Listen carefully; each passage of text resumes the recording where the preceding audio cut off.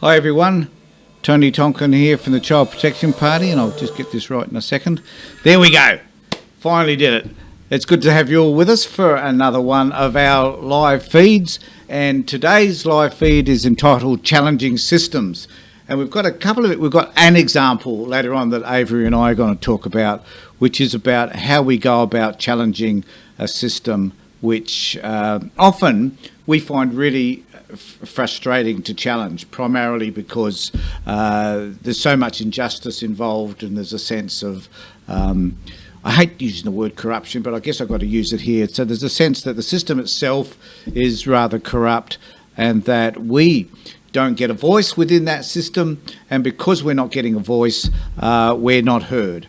And so today we would like you all of you that tune in to watch our live feeds, we'd like you to participate by talking to us about the systems that you challenge. And they're not necessarily always child protection systems. There are lots of other systems out there which prohibit us from doing some of the things that we would like to do.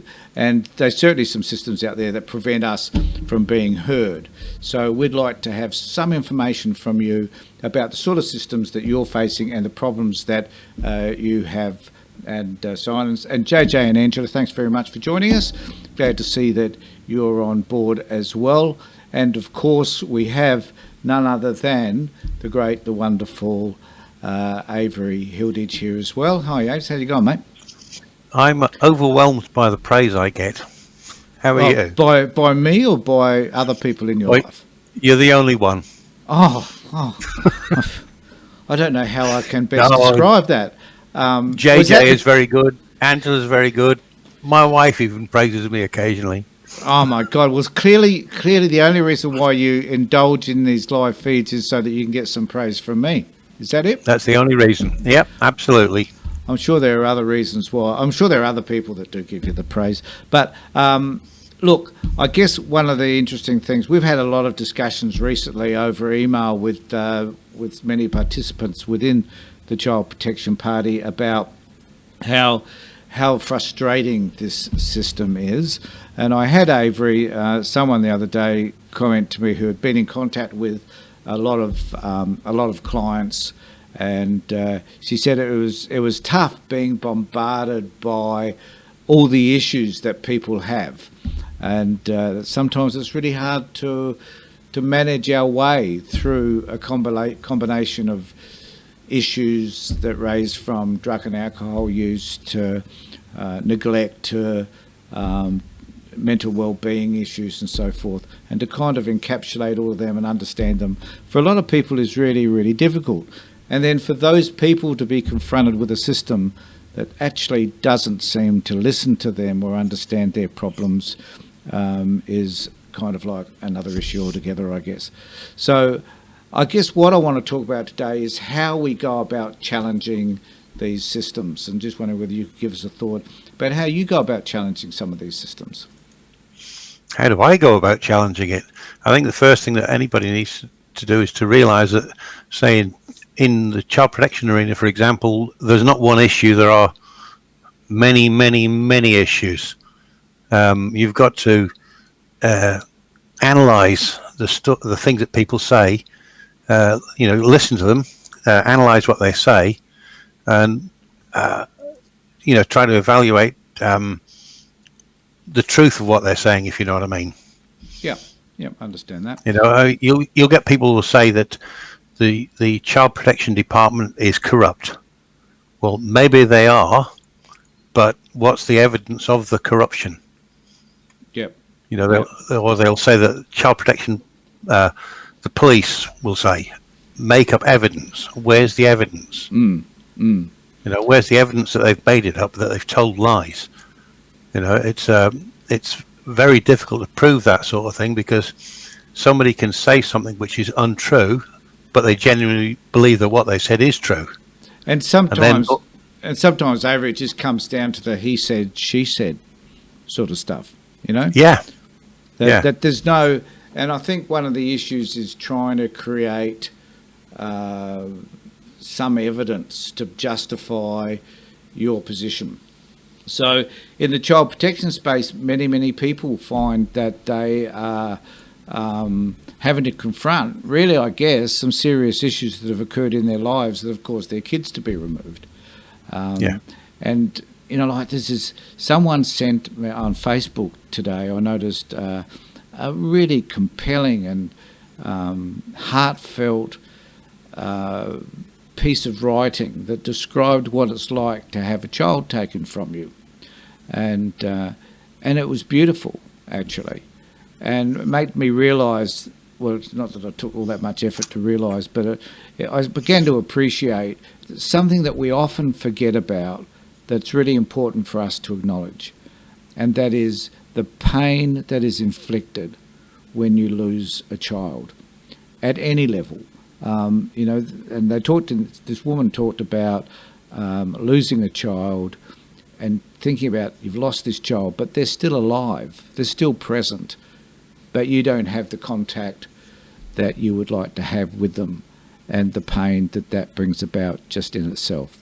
And I think it's really helpful for us to reflect on that, you know? Yeah. And how we need to respond around that pain, and how we need to go about acknowledging the level of pain that people encounter when they've lost their kids in any form. Yeah. Sorry, I was just looking at some of the comments we've already had come through. Oh, okay. Yeah. And I guess today is about changing the system. But I did download and have a look at how would you describe this woman that we're about to talk about? This English lady, you mean? English person. I don't know if she's a lady. Person. Yeah. Okay. Yeah. How would I describe her? Yeah. Maybe I should get that book back. I made notes when I watched that video this morning. So we're going to actually play part of this video. I don't think we'll play the whole lot. No. But we're going to play. It's 20 minutes. I was going to say it's nearly 20 minutes long, so. So I think we'll just play the first section, her introduction by people from Sky News, and then we will have a conversation about, because this is a woman who challenges a system, all systems, but I have issues with the way she goes about challenging it. So there's nothing wrong with us challenging a system, any system that sort of sits different to our own values. But I think there are really some helpful ways of acknowledging this. And so shall I play the video and then you have a conversation about your response to it? Yep. Is that all right? So I'll just play portion of the video and we'll see where we go from there. Hold on. Well, on Outsiders, we bring you the voices you do not get to hear in the mainstream media. Today, we are speaking to one of the most polarising and well-known commentators in the UK, a media personality, columnist and businesswoman once described as the most hated woman in Britain, a household name in Britain who began her media career on The Apprentice and went on to become a much-loved, hated and feared columnist with several British newspapers before hosting her own TV show and her own radio show. A musical has been written about her assassination. A true pommy outsider, our guest is a massive Trump fan. She was also a fierce supporter of Brexit, a critic of uncontrolled immigration in Europe, and is a constant irritant to the woke, open borders, climate lovies of Britain and around the world. She has been accused by her many critics of racism, of fat-shaming, of Islamophobia, being anti-feminist, and so on. By inviting her on our show, I point out the three of us do not necessarily support or share her views, but we are interested in her work and her popularity with over 1 million followers on Twitter. Is she a bigoted, misogynist, racist, homophobe? Or is she a voice of common sense? You decide for yourself. One thing for sure, she's entertaining. Welcome to Outsiders, Katie Hopkins. Thank you very much for having me on. And I should point out, it doesn't matter to me whether people think I'm a jolly good laugh or whether they think I'm a racist, bigoted, Islamophobic, fat-shaming fool, because ultimately it's not other people's.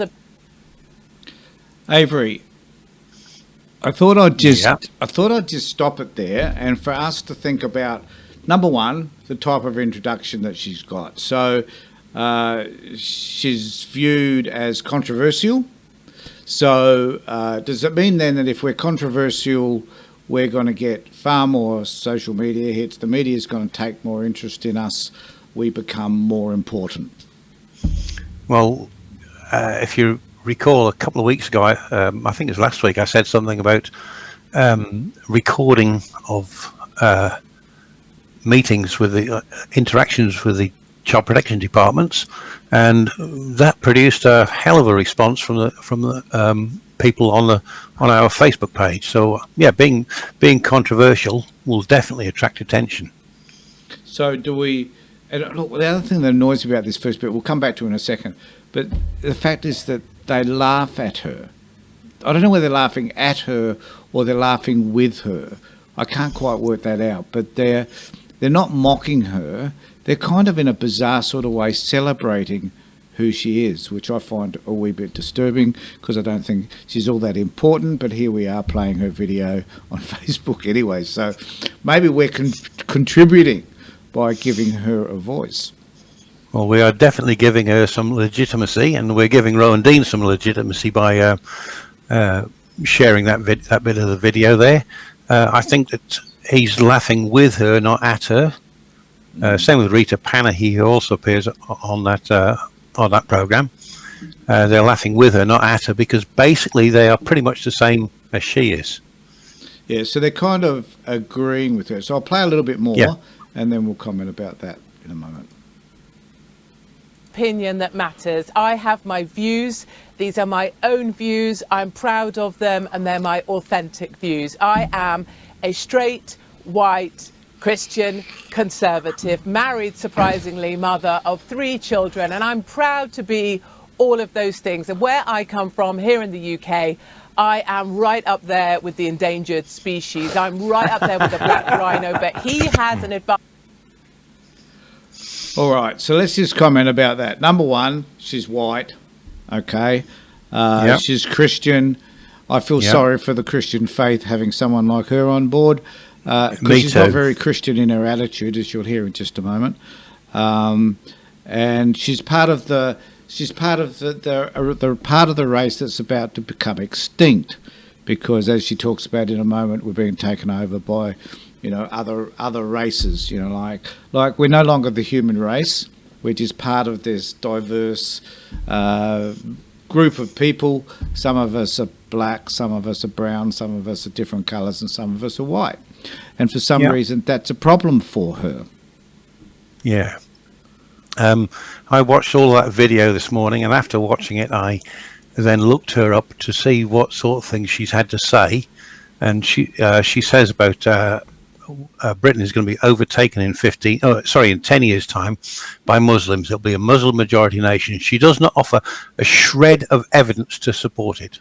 Not a shred. She just asserts it. Asserting something without evidence, you can reject it without evidence. Yes, I think I don't. You don't need to disprove what she's saying, because she doesn't support it by saying, "Here is my evidence for what I've just said." I've got another example of that as well. Okay, so I guess to me, she's setting herself out as being something special, because she is white, she's Christian, she's whatever, and for reasons that we don't quite understand, she believes that we're about to be exterminated. So she has this version of who she is, and it's important that she maintains this version by challenging anything that sits separate to her version of herself. And I think in a way, this is one of the bigger issues that we have in our society, is that and this brings me to another point that just came to mind, but we kind of want to maintain that version of who we are. We're resistant to look at other ways of viewing who we are. We're not prepared to accept that perhaps being a racist is not a good thing, and that there are people who aren't Christian. They are Muslims or Jewish or Buddhists or Sheiks, or there's something else. So, and it's about failing to accept this notion of others being different to us. And I know within the child protection space, that's one of my biggest issues, is that workers find it difficult. So a lot of people do in a very minor way what I think she's doing. They're sectionalising who they are, like they see themselves as a professional, therefore they're better than others. They're often white, and they come from the middle class. So they're also people that are challenging us, those of us who think differently, those of us who see the world differently to them. We're challenging their notions. And the point is, how do we get a voice to say that? Now, this woman, to her credit, has got a voice. You know, she's radical, Yeah. she's different, she's out there. The question for me is, to what extent do we develop that voice so that do we need to become as radical? You know? Yeah. I wouldn't like to be radical like she is. Right? I don't want people saying Avery Hilditch is a bigot. I don't want people saying Avery Hilditch is a racist or a homophobe or an Islamophobe or anything like that. I treat people the way they treat me, if you know what I mean. So I wouldn't want to become like her. Very biblical of you, Avery, to see things that way. Well, you don't want to raise that subject with me. I know. Because I would absolutely deny being biblical in any way. The thing that you're talking about there doesn't come from the Bible. It was written down by Buddha 700 years earlier than the New Testament. I tell you right now, folks, I'm regretting even raising that with Avery at this particular point. So let's hear more of what she has to say, and then we'll continue our discussion. So here we go. Advantage because he is a minority. So that's where I come from, and frankly I'm not bothered about other people's opinions on me. Katie, what does it feel like to have a musical funded by the taxpayer that's called The Assassination of Katie Hopkins playing in the West End? Yeah, I mean, that's an interesting one. So because of my views, because I'm outspoken about the fact that my country is being taken over, that by 2035, just 15 years' time, Muslims will outnumber births to any other religion and or none. So we are being outnumbered here. Because I'm outspoken about these obvious facts that are a cause for concern, I was the target of a jihadi plot to behead me. And the British government weren't satisfied with that plot to behead me, so they came out and funded a play called The Assassination of Katie Hopkins, and they put up billboards around the country promoting that as well. And that's just bearing in mind that I've never been convicted of a hate crime. I have never, ever been, I don't have any criminal records.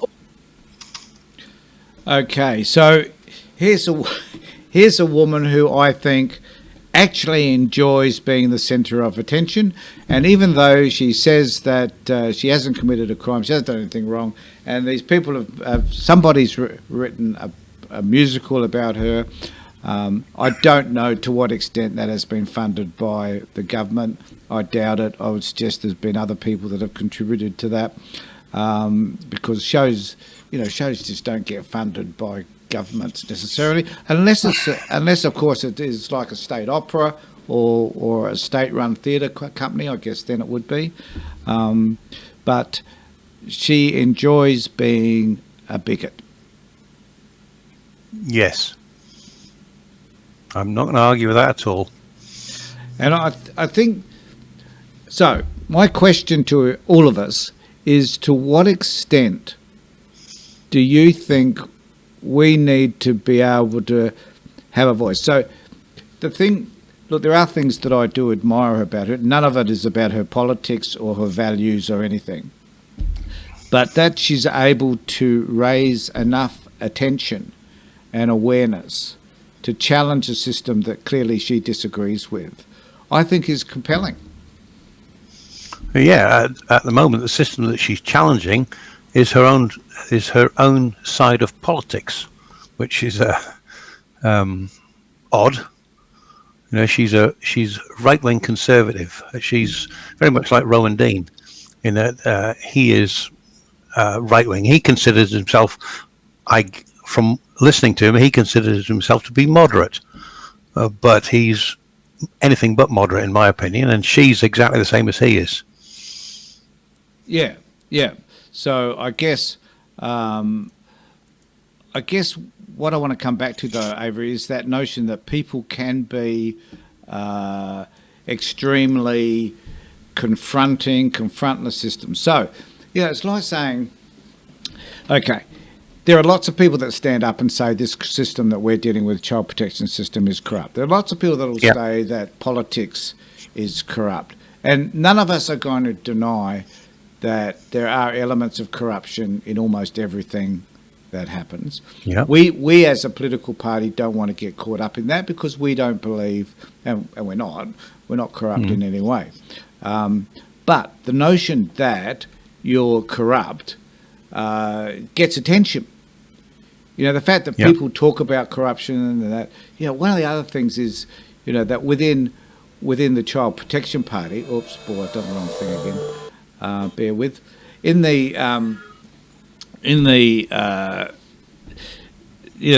That everybody, that all social workers lie. Well, no, all social workers don't lie. But to come out with all or nothing type statements seems to create a great deal of attention, if you know what I mean. Yeah. It's something, again, that I've spoken about a couple of weeks ago, that all social workers lie, all child protection department people are corrupt. That is a generalization fallacy. I'm sure that some people in there are corrupt. I'm sure that some of the social workers lie. I'm sure that some of the people that that accuse social workers of lying lie. Yep. It's not unique to the child protection departments. Yep. And it's certainly not every one of them. Yep. So we've been having a conversation over email with other people from the party, interstate people, sort of talking about, how do we get this message out there in a way which attracts a fair bit of attention. So we go off and we do these live feeds, and we have our virtual town halls, and we get a number of people that access all of that. But how do we get out there in such a way that helps people to understand that caring for kids, making sure that kids have a good outcome, every child in this country should have a better outcome.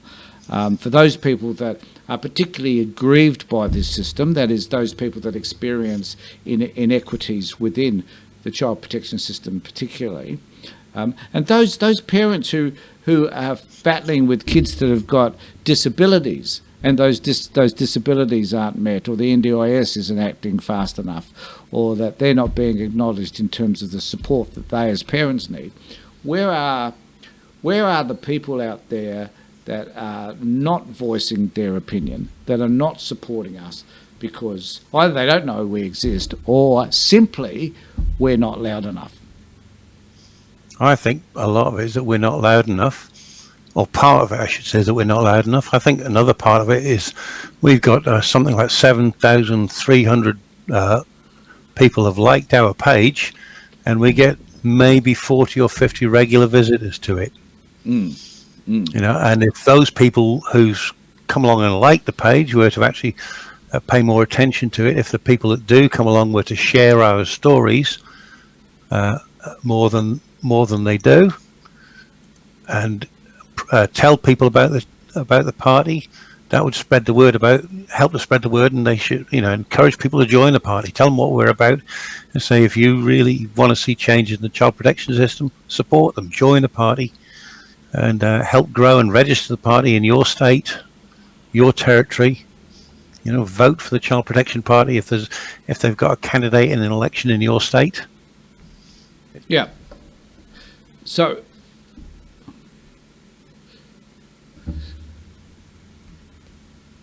yeah, and I guess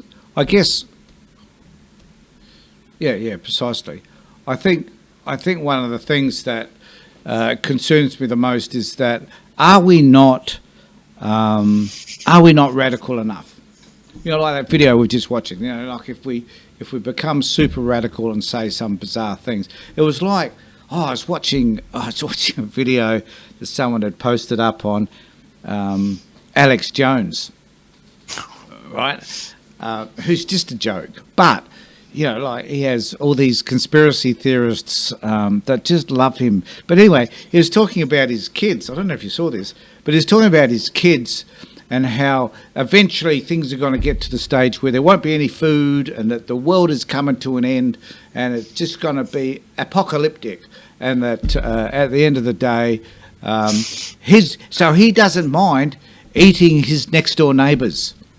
So that if the worst comes to the worst, I'm going to go in and I'm going to skewer my next door neighbours and stick them on a pole and rotate them a few times, and I'm going to have them like a pork or whatever, like a pig. Yeah. So he's carrying on about. I couldn't believe this guy is.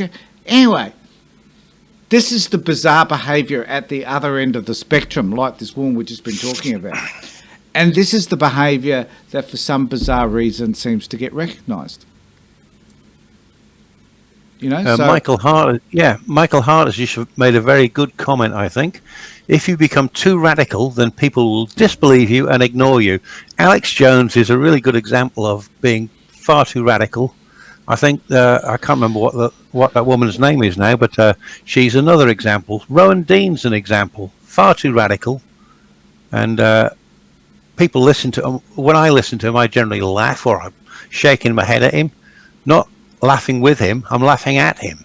Yeah, you know? It's like, what's the guy on Fox News? Sean Hannity? No, not that Fox News. Australian Fox News. Well, Rowan Dean's one of them. No, not Rowan Dean. The Bolt. What's the name? Bolt.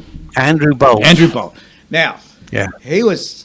So because this virus has taken off as it has, he has to now justify all his views, which were, you know, that it's not going to become anything significant, that, you know, people aren't going to die, whatever. And it's really fascinating. Oh, climate change he was talking about. So how, you know, suddenly we're aware that when we're not flying aeroplanes and we're not driving cars, that does kind of affect the atmosphere. And that, you know, suddenly we can see the Eiffel Tower and people can, you know, like it's lovely here in front of my place at the moment because, you know, it usually is pretty good here in Adelaide. But, you know, the fact is that the environment is looking pretty good. And he was commenting on Michael Moore's latest video. Have you seen that, the documentary? I haven't seen it yet. I want to watch it. Is it Being Human? Or whatever it is. Something like that, yeah. Anyway, I watched it the other night. Fabulous. Makes you reassess. So the issue around that is, I guess, is that we accept most of the time things that are told us by people that we want to trust. You know, people accept things from, I guess, sometimes the legal profession because they're experts, or, you know, from your accountant even. You know, we accept things from people that we trust. And that environmentalists over the years have told us things that we believe we needed to accept because they were environmentalists and they had the same sort of values that we do. But only to discover that they're just as beholden to large corporations as anyone else. You know, I was shattered to think that some of these organisations that we've held up for years as being, you know, environmentalists and protecting our society are doing just the opposite. They're just getting money. They have a platform and they're getting money so that they can support their version of the way things should be. You know, what's an example? The Sierra Club, for example. Yeah.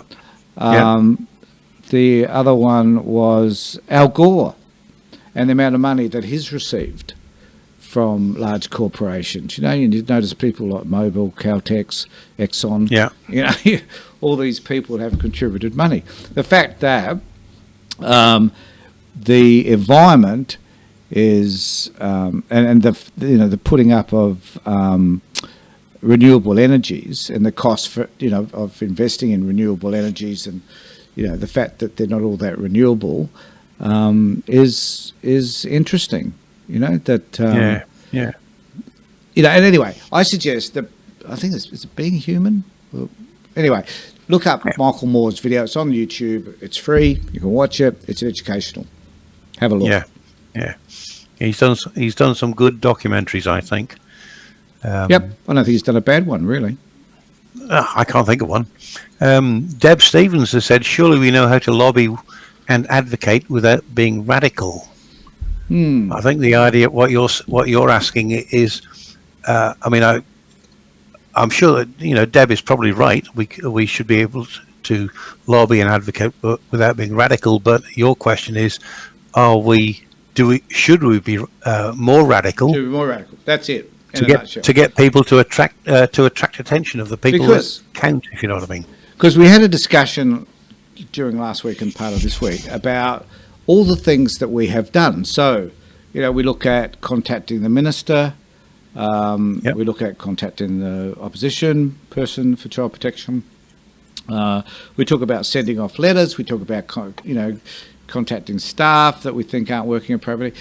All those things. And everybody thinks this is the sort of thing that we should be doing. They are the things we've been doing. Yeah. None of this is new, but people are saying to us, oh, look, these are a list of things that you should be doing. We have done all of those things. Yeah. So, the other thing, rallies. We had a discussion around rallies. So should we be holding a rally? I suggested a virtual rally. I have no idea what that looks like. People came back with some ideas. Fabulous. Let's do a virtual rally like we did a virtual town hall. What does that look like? But we have been to rallies, Avery, and we know that they are a mitigating disaster. Yeah, a lot of the people who go to rallies are what I call outrage junkies. We went to one. I think it was organised by the Anti-Paedophile Party when they exist. It was outside of the government house on North Terrace. That's right. And I can't remember the guy's name, but he kept turning and saying, "Can you hear me, Mr. Rann?" Well, Mr. Rann, I think that was who was Premier at the time. "Can you hear me, Mr. Rann?" Well, Mr. Rann was at home. We were there on a Saturday. The building was closed. There was nobody in it. What's the point of saying things like that? And people that walked past us were just looking at us and thinking, "Who's that bunch of idiots?" And I think because we got some funny looks. You're right, and it kind of when he was speaking. It kind of brings Ron Waters. That was the guy. But it kind of brings out the lunatic fringe. Yeah. Those, and I can remember we did one with who was it? Bikers Against Child Abuse, Backer. And, all due respect to them getting out and advocating against child abuse, I think that's fabulous. No criticism there. However, they got up and also at Parliament House, and they did a skit, which was pathetic. Absolutely pathetic. It was an embarrassment. Yeah. And at the end, we were a political party. Standing there, I gave a speech. But we were embarrassed to be there because this is not what we're about. Yeah, I think if you look, you'll find that video on YouTube because somebody did film it. I gave a speech. Yeah, that is there. So, but at the end of the day, we want to be productive. We want to be effective. There are. It's interesting that Paul gave us a statistic at our town hall, which was 135,000 parents, adults, are affected by the child protection system, and it's a massive number. Where are all those people contacting us, having conversations with us? Now, we know that the number of people contacting us through the foundation has increased in the last couple of weeks. See that as a really good thing.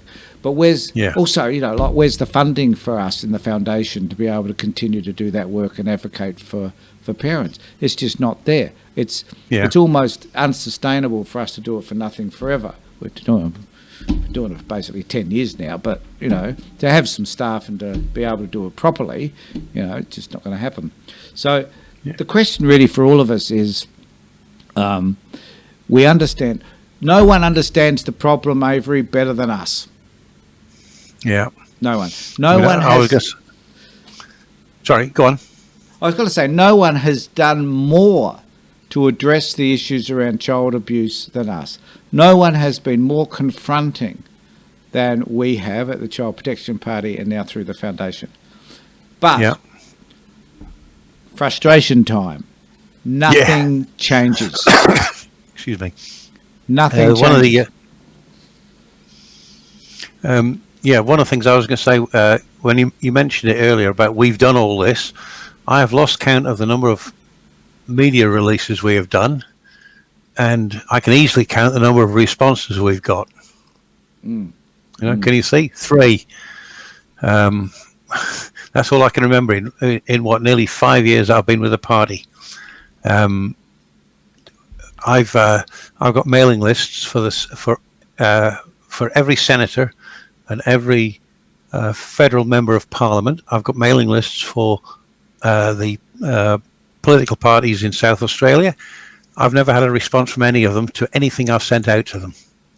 However, when we send out that, here's us having like a personal conversation over a live feed, but remember we sent out a stack about the foundation, and there was a pot of money that we were looking at. We were overdue for it anyway. We didn't get it, but we sent out a stack of those. We had some really interesting responses via the foundation in terms of they appreciate what we're doing, they like what we're doing, they, and so on. So if you're a non-political party and you're out there doing your thing like Anglicare, Centrecare, Relationships Australia or whatever, or you're recognised, you get funding. But those organisations, just like the climate debate thing at the moment, with Michael Moore's video, is that suddenly you realise that those people are basically ineffective in terms of providing proper advocacy for their client group, because the money to do that is they're dependent upon the money to do that. They're tied to that money, and that's provided by the government. Yeah. We've got quite a lot of comments in here. I've been looking as you've been talking in that. So you haven't been listening to me. Is that what you're saying, Avery? You're just like... That's the same every time we talk. Yeah, just as bad as the rest of them. Where was it? I just saw it. Can we go to... Deb Stevens asked, can we go to our local members? I do already. Yes, we can. And as I said a moment ago, when I've written to them, I've had no response. I've written to them about various issues. Yeah, to do with child protection. When I did write to the Attorney General in South Australia one day and said, why is that the Electoral Commission won't accept digital signatures? And he said, that's a good question. And he spoke to them and they spoke to me, and now they accept digital signatures. Yep. And but in general, you're ahead and Avery, you're ahead of your time. We all understand that. But the issue is that things that are controversial, things that are that controversial about the well-being of kids, for some particular reason is ignored. It's a bit like how we've managed nursing homes, right? So eventually you have a crisis, and then you suddenly start to realise, well, the most vulnerable people in our society are the most impacted by a crisis, right? Yeah. And then we realise that the system is stuffed, and that we need to find ways to effectively. It's a bit like, I look at the American health system, where we knew it was stuffed a long time ago. I mean, everybody else who didn't live there knew that, and a lot of people that live there know that. But we now know how stuffed it really is. We now know that if you've got an administration that's incompetent, it'll stuff everything up even more, compared to our system, where at least our government, as much as we may have issues with Morrison, Frydenberg, there's another issue. Dutton, there's another issue. Oh, far out. Let's go through them all. But at least they're competent. Do you know what I mean? Yes. Yeah, I do. At least they... I mean, I was quite surprised, to be honest, when in some ways with Scott Morrison's response, because he's a Pentecostal Christian, and I didn't expect him to accept the science, because an awful lot of Pentecostal Christians don't accept the science. Well, they don't accept science that goes back 6,000 years, mate. That's the issue. Well, they don't think the Earth is older than that. That's right. That's why they don't accept that science. But, current science in relation to pandemics, they do. Yeah. Well, Scott Morrison definitely did. Good on him. All right. Trump, no. Nobody knows as much about epidemiology as Trump. Well, after all, he is a genius. He's a stable genius. He's a stable genius. It's not just Yeah, he's not as much of a stable genius as Mr. Ed was. And anybody that remembers Mr. Ed, you're showing your age, like I am. Yes, yeah. Alan Young. Did you know Alan Young was the bloke, the guy that owned Mr. Ed? He's the guy in the show. I didn't know that. Yeah, didn't know that. Yeah. I know that for varying reasons, but I won't go into them right now. But anyway, age, and just demonstrating my memory has not diminished one little bit. Who are you again? What are we doing here? Back to these comments. Yep. Right. And a few people. Michael Hart has written to every single NSW member. Good on him. You know, Michael Hart's a legend. He is. Yes, he's a legend in our time. He is. I disagree with him on some things, but I love his approach to child protection issues. All right. Oh yeah, he's a very dedicated, enthusiastic man. Absolutely, we need more really passionate, and good on him. We need more people like Michael Hart. Absolutely. Other people have been mentioning. I don't know. Deb Stevens mentioned somebody called Kate Washington. Be good to know where she is, because I can. Looks like she might be a Fed member. I don't remember. Don't remember the name. Meryl Swanson is a Fed member. Other people, Deb again, Jenny Aitchison for the Maitland region. I need to make note of all these names, make sure I've got them on my mailing list, because there's somebody else I can write to as the party and with issues that come up. So if anybody else knows their local MPs, send me their email addresses if you've got them. But tell me their name if you haven't. I'll find their email addresses. Where was that? There was another comment. Michael Hart again. No one understands the problems better than those with the experience of it. So people who've had their kids away have got a much better idea of what the issues are than any politician. I think I agree with that. Well, we do. And as I said, I think in our last live feed, mate, that it was disappointing that people don't just come to us to have a conversation. Yeah. And it's like those people that know the most. It's, you know, the people that know the most about this system and where it fails are the parents. When was the last time? The people that know the most about the failings of this system are the parents. Yeah. So why aren't they coming to us? And if you're going through this system, come and talk to us and tell us about your experiences, because that sort of information helps us to, informs us. It helps us to improve our policies and things like that. For the advocates, like Tony, Nadia, Amy, etc., it would help them. And if we don't know what your full story is, how can we improve what we're trying to do? And no matter where they sit in Australia, we have generally somebody that may be able to help you. So, and we can certainly assist via phone and Skype and Zoom and so on. So, and that reminds me, we don't have anybody in the Northern Territory or in the ACT to act as an advocate.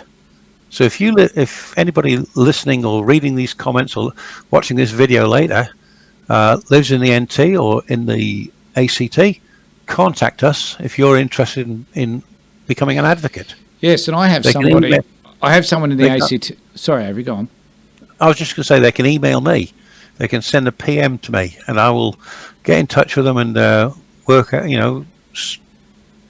get things organised so we can then have advocates in every state and territory.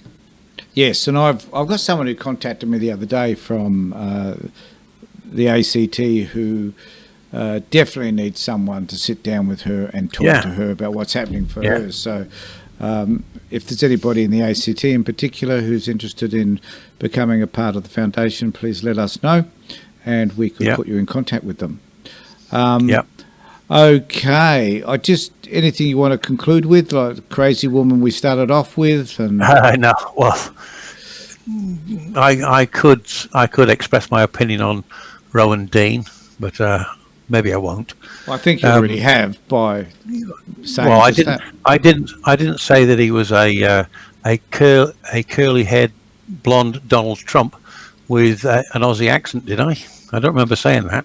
No, you didn't. You didn't. No. Another comment I saw from this is from Deb Stevens.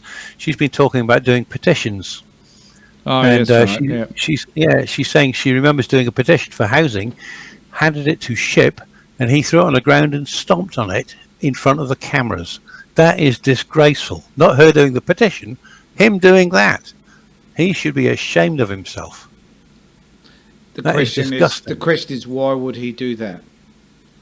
I think Because he doesn't care. I think people on the whole sometimes don't know how to resolve some of the most systemic issues that they encounter. Right? And I don't think, Yeah. and I actually don't believe for a minute that it's impossible. I think it's difficult to make decisions that Yeah. are going to impact their staff and their policies. You know, the interesting thing about child protection, Avery, is that the things that we suggest they implement will actually save them money. So it isn't Yeah. like we're suggesting that you're going to spend hundreds. In fact, I believe that we shouldn't throw money at this problem. We should look at ways of improving the current system. So there's still the same number of workers, probably different workers, I'd admit, Yeah.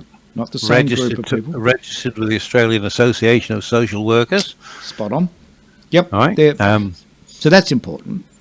I mean, the money we spend, it's being spent inefficiently. What is it? $350,000 to keep one child in out-of-home care. Yep. When the problems that those families are facing could mostly, I would say, be more efficiently addressed by looking at providing solutions in the family home rather than taking the kid away. Yeah, and I was reflecting on that last night actually, because I was thinking of, so we've got a project that we're doing whereby we're telling stories, and we've got someone who'll be putting them together as a video format, and they'll go on our CPP page. But I was thinking about a client I was working with some years ago now, and her mum was looking after the kids, and at the end of the day, and there were 4 kids, right? Think of what it would have cost to have kept those 4 kids in a residential care facility or even in paid foster care. Now, this mum, at the end of the day, had to give up looking after these kids because it was just too much for her. She was getting older and obviously didn't have the amount of energy required to look after the kids. So eventually she told the department that she couldn't do this anymore. That was going to create a problem for the department. So eventually they returned the kids to the mum, which was a really good outcome. But the problem was that the department didn't pay for anything. So she noticed that her electricity bill went up something like $600 a quarter because she had, her husband had lost his job. She was no longer working. She gave up her work to look after the kids, and things were going pear-shaped. Now, if the department had just given her $100,000 to look after these 4 kids, the kids would have been better off when they were in her care, and she might have been able to continue looking after them. But I think there are a lot of parents who are like that. A lot of kinship carers who need the support and simply don't get it. Because I know there are a lot of foster parents out there also who need the support and don't get it. And don't get it, yeah. I quite agree. So we have a group of people who don't get their kids returned to them. Many of them should. Probably about 40-50% of families could have their kids returned to them these days, but they don't. So that's a burden that our society has to pay for.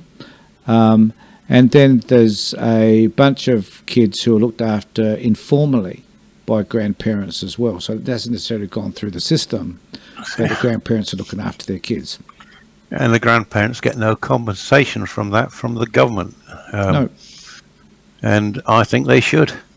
Absolutely. I don't mean like when Sash and myself look after our grandkids, because we're not doing that. We're not doing that permanently because the mum and dad have divorced or anything like that, or because mum and dad are mistreating the kids. You know, we look after them because we love their little, love their little takes. You're going to use a derogatory word to describe your. I was going to use another word, but yeah, not the right word to use. And it wasn't exceptionally rude or anything like that. But we do it. You know, I mean, I'm not saying the grandparents who look after the kids because there's problems with their parents or don't love them. Of course they do. They wouldn't. You know, I'm saying that people like me, I wouldn't expect to be compensated by the government for looking after my grandkids on a Monday or whatever. But the people who are doing it full time, why aren't they the grandparents who are looking at all the other kinship carers, right? Who are looking after it permanently because they love those kids? Why aren't they getting compensated? They deserve it. Exactly. I couldn't agree more. And if there are more of those sort of kinship carers out there, join us because we're advocating for you, right? Yeah. Foster parents. Foster parents are undertrained, underpaid, asked heaps and heaps of by the department, which they can't do. And to a large extent, the department, once the kids are on a long-term order, as far as the department concerned, those kids are gone. Yeah. Right? It should not be the case. Well, should remain responsible. You know, it's like once a kid turns 18, they're gone. You know, the department might have been their so-called parent for most of their life, if not all of their life. And yet, when they turn 18, they're shunted out the door and they're left on their own. Yeah. And it's a disgrace. It is. You know, it's like, it's this, we're so uncaring about this particular cohort of people because we see them as underclass. Yeah. And they're not. Yeah. They're not, you know, and that they need to, you know, so the upper class have the voice because they're the ones with political power, authority and money. Now, the underclass, those of us who believe that everybody is equal, we're the ones that really need the voice. And sometimes we need to rally together to force the issue so that we can bring about appropriate change. Yeah. Yeah. Okay, so everybody get involved, become enthusiastic, give us your ideas. Last week we had a plethora of ideas, which was fabulous. Keep it up. We really want to hear from you, and let's see where this goes. Very quickly say, and that's about virtual town hall number 2 on the 25th of May at 2 p.m. Australian Central Standard Time. There could be a panel of people, hopefully the same 5 or 6 people talking, all about access to legislation. So 2 p.m. on the 25th, 2 p.m. ACST on the 25th of May. Thanks, Avery. And I just want to finally say, get involved with us. The only way that we will ever bring about significant change is in our numbers. And I know we keep flogging this, but it's just the way it is. So get involved with us. And finally, the video that you're about to see at the end of this is put together by Narelle Clarkson. And I want to thank Narelle. She's a gem. And she's put together this video for us, which we are now ending all our live feeds with. Thanks, Narelle. And look, take care, everybody. Be safe. Stand with us against unacceptable practices in child protection. We are releasing a video with in-depth research and evaluation of this practice, as well as a discussion video. So please subscribe, hit the bell, and visit our website to see how you can get more involved. Stand with us against unacceptable practices in child protection.